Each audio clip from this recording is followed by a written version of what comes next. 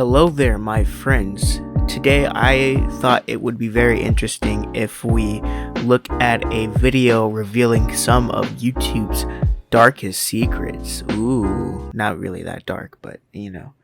Penguin Zero, or Critical, or the moistest man on YouTube, released a video called Revealing YouTube's Biggest Secrets, where he goes through 6 secrets, or rather tips, that can help any creator out when starting on YouTube.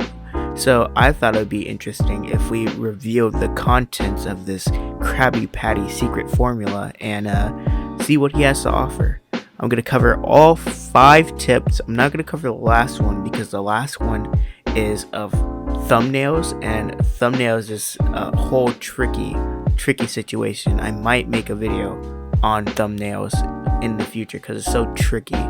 But he does list off a nice video that you can watch, and I haven't watched that, which is why I don't want to do the tip. I want to watch that video first and then discuss the tip, but I don't have time for that, so we're just gonna do this. So yeah, let's get started.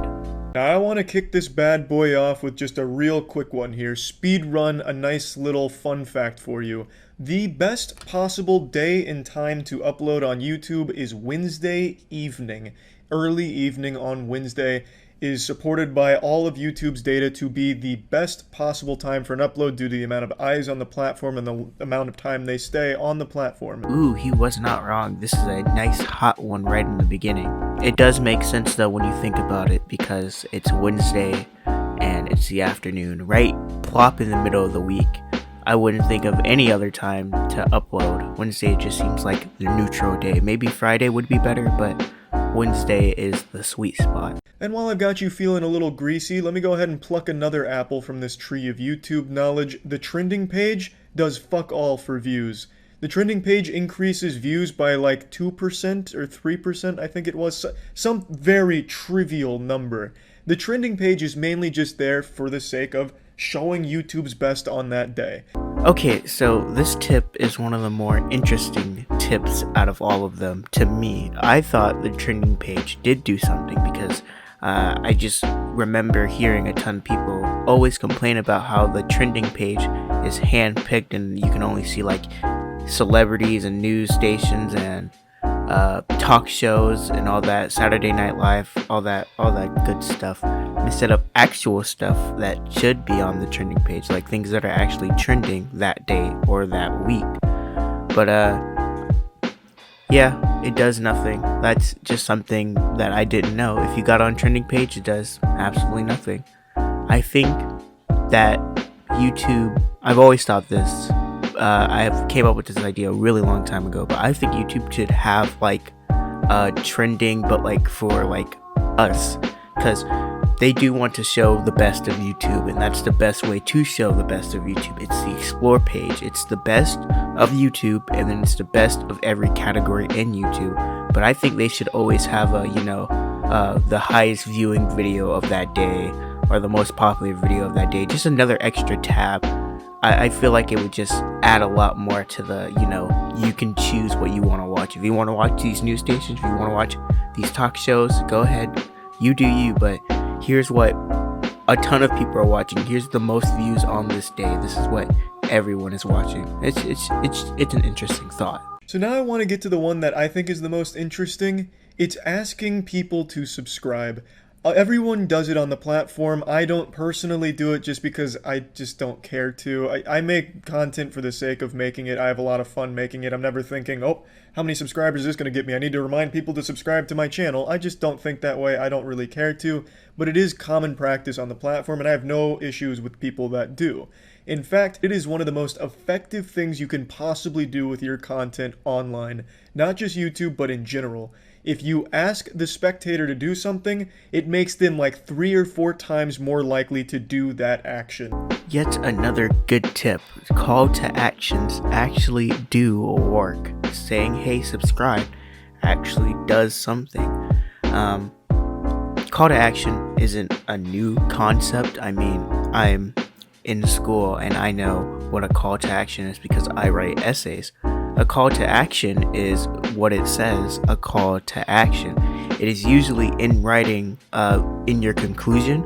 and it is a it's a very common conclusion use, but it is a really good one. It's, you read my essay, I've given you the facts, now it's your turn to go do something.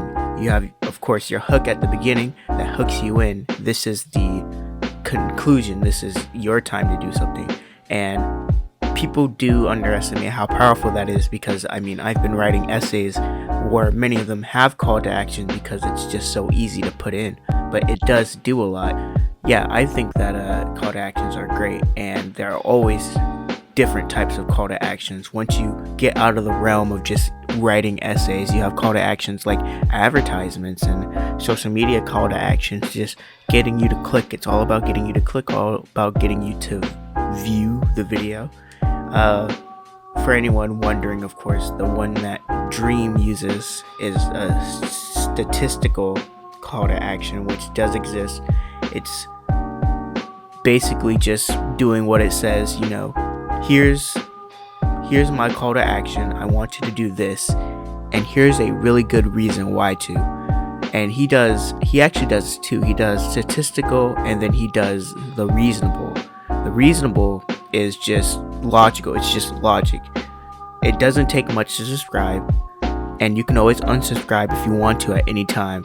So logically, you should just subscribe right now. You should hit the button. But then statistically, everyone who watches my videos and enjoys my videos don't subscribe, and that's crazy. If you like watching the videos, you should support me. And then, of course, the Moist Man himself goes more in depth into it, talking about how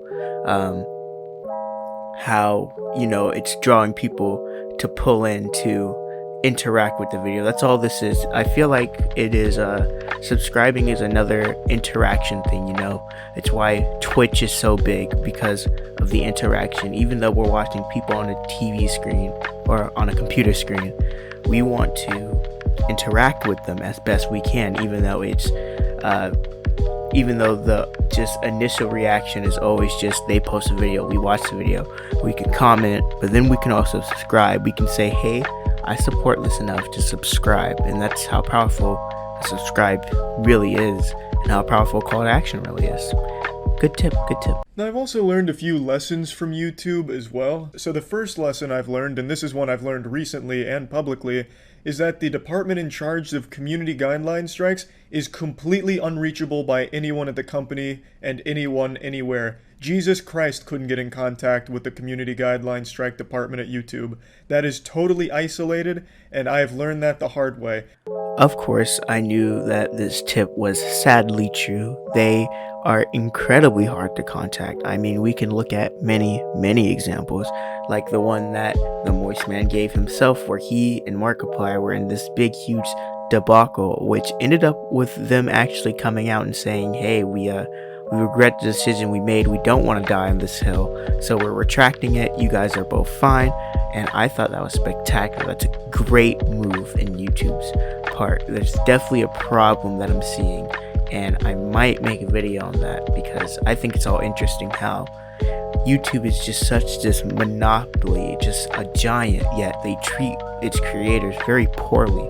And I like to think that sooner or later that another big name will take over YouTube, will topple its reign, just because they do and provide exactly what YouTube does, but they act just a little bit more civil. It doesn't even have to be a lot, just a little bit more civil. Just relax a bit more. Just they help their creators. They show that they care.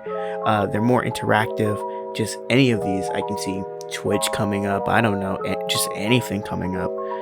I just like to see it. It's very interesting. Now, when it comes to copyright strikes, that is a different ball game entirely. That is not handled by YouTube at all. In fact, they will never get involved in a copyright strike. That will always be handled off-platform by the two parties. Yep, this is another tip that I already knew, because I follow so many movie review creators. So, I hate everything. Ralph the Movie Maker, Your Movie Sucks, just all the big names, even the little guys too. I watch a lot of them, and YouTube definitely likes to be laissez-faire when it comes to that. They're like, oh man, this isn't our fight, we're backing off, it's just YouTube. And I just kind of remember that with all the cool cat stuff and all the fake lawyers. And yeah, it kind of sucks. YouTube should definitely side with its creators. If it's fake, then calling them out should be calling them out. You should call them out and they should receive a punishment. It sucks that some big corporation or even just a person can copyright strike someone and then it being proven false, but the creator losing all the money and the person who copyright them loses nothing. It's kind of bad. It's kind of scummy. And that, my friends, is all of the tips the Moist Man has given us in the video. Like I said, I'm not going to do tip number 6 because that is its own topic. Thumbnail creation is incredibly difficult. I already know that. But if you can master it, then man, it starts working. I might even make a video myself doing some research and trying to figure out how to make the perfect thumbnail for a video. That might be fun. So thank you for watching this little video I made. I'm in the middle of midterms, so I just thought I'd do this quick little one. I promise you, well, I don't want to promise anything, but I do have some big videos coming up. Very, very big videos that I've been excited to do since I've ever come up with the idea of them. So look forward to that. Anyways, I hope you have a wonderful day, and I will see you in the next video. See ya.